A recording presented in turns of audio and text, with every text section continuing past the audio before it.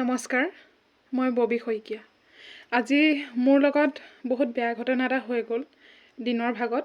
আচলতে মই গমেই পোৱা নাছিলোঁ মোৰ লগত দুষ্ট চক্ৰই যে এনেকুৱা কৰিব মই কেতিয়াও কল্পনা কৰা নাছিলোঁ।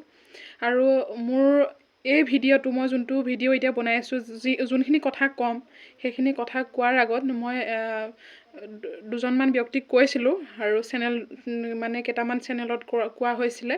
সেই চেনেলৰ কৰ্তৃপক্ষই ভিডিঅ' বনাই দিছে আৰু হয়তো যোনসকলে পাইছে আৰু যোনসকলে বুজি পোৱা নাই, বুজাত অকণমান প্ৰব্লেম হৈছে, মোক পাৰ্চনেলভাৱেও কল কৰিছে আৰু এনেই মেছেজো কৰি থৈছে ফেচবুক, ইনষ্টা আৰু ইউটিউবতো হওক।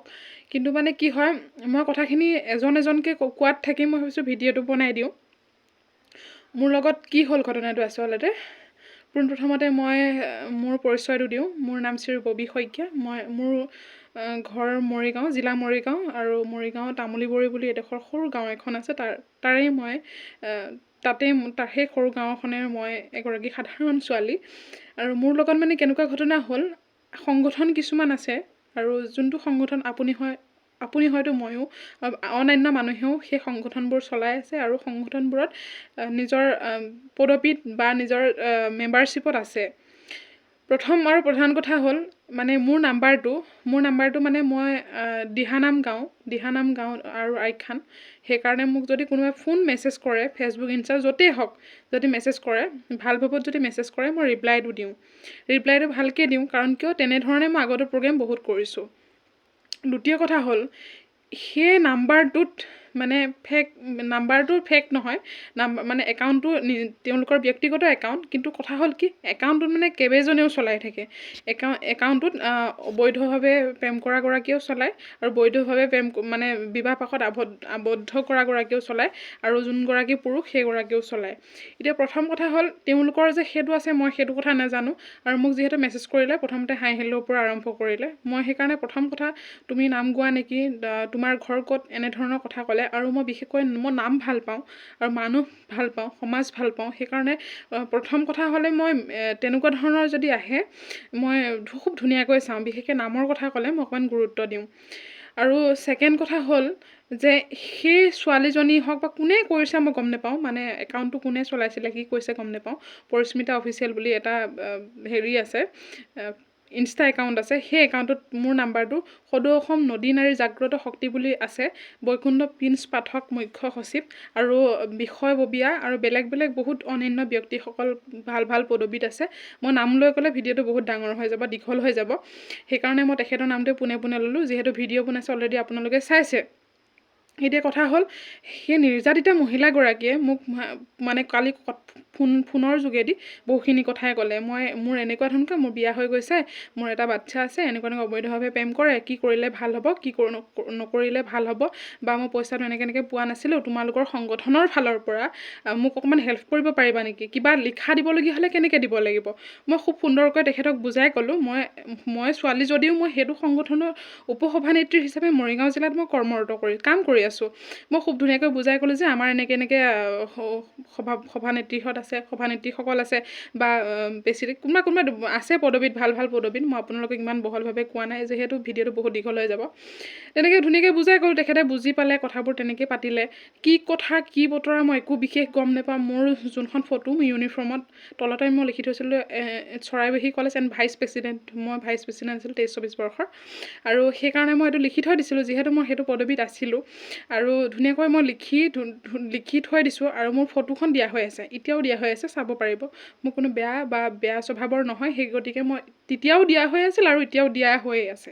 আৰু সেই গতিকে মই এনেকৈ ফটোখন ধুনীয়াকৈ দি তলত এনেকৈ লিখি থৈ দিছোঁ। সেই ফটোখন স্ক্ৰীনশ্বট মাৰি তলত অশ্লীল ভাষাৰে লিখি মানে নাম্বাৰটোৰ সৈতে শ্বেয়াৰ কৰি দিছে। এগৰাকী মহিলাৰ, এগৰাকী ছোৱালী বা পুৰুষ হয়, মানে মানুহে সেইটো মাইণ্ড কৰিছেনে নাই, যোনগৰাকী অসভ্য অশ্লীল ভিডিঅ' বনোৱা পৰিস্মিতা অফিচিয়েল বুলি আছে, অশ্লীল ভিডিঅ' বনায় এনেকুৱা ধৰণৰ ক'বলৈ মোৰ লাজ লাগিছে, যিহেতু মই সেইটো সংগঠনতে উপসভানেত্ৰী হিচাপে মই কাম কৰি আছোঁ। এনেকুৱা ধৰণৰ সৰু একদম ফিটাৰ টাইপৰ এডাল পিন্ধি এনেকৈ কি ক'ম আৰু এনেকুৱা ধৰণৰ কাপোৰ পিন্ধি আপোনালোকে নিজে চালে গম পাব ভিডিঅ' বনায়, আৰু ভিডিঅ'টো ভাইৰেল ভিডিঅ' বনায়, ভিডিঅ'বিলাক ভিউজো যায় ভালেমানখিনি।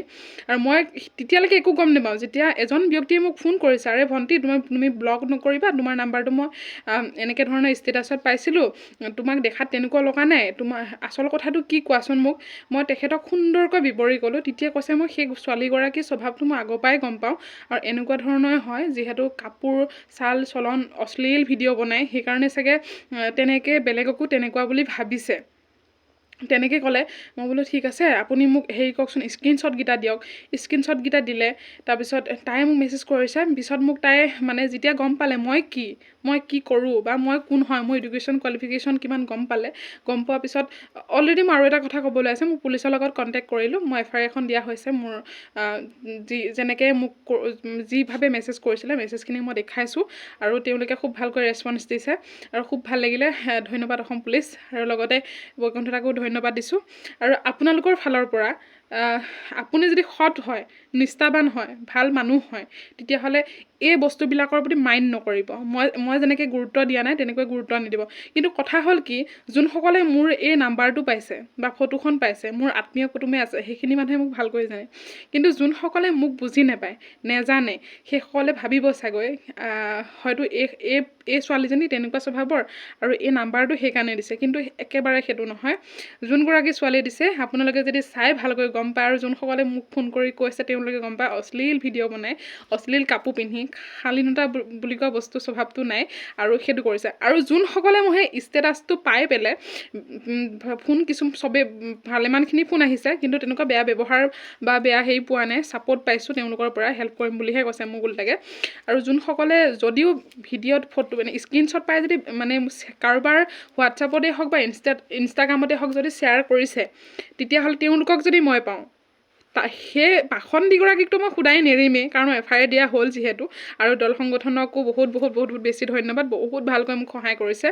আৰু সেইগৰাকীয়ে যদি মই নেক্সট টাইম তেনেকুৱা ধৰণৰ কিবা আহে, তেতিয়াহ'লে মই কোনো কাৰণতে মানে কেতিয়াও একচেপ্ট নকৰোঁ। আৰু তাই মানে এতিয়া কৈছে মোৰ মাৰ অসুখ, মোৰ এনেকুৱা মাৰ চকুৰ প্ৰব্লেম, নক'বা চব শেষ হৈ যাব, ধ্বংস তোমাক মই ভৰিয়ে হাতে ধৰিছোঁ, এনেকুৱা কৰিব নালাগিছিলে, প্লিজ বেয়া নাপাবা, তোমাৰ এডুকেশ্যন আছে বুলি মই গম নাপাওঁ। আৰে বাবা, এডুকেশ্যন থকা নথকাৰ লগত কথা নাই। এডুকেশ্যন মানুহৰ আজিকালি এডুকেশ্যন থাকিলেই যে মানুহ হ'ব, নাথাকিলে যে মানুহ নহ'ব, তেনেকুৱা কোনো মানেই নাই। প্ৰত্যেক মানুহৰ নিজৰ স্বাধীনতা আছে, নিজৰ এই ব্ৰেইনটো আছে।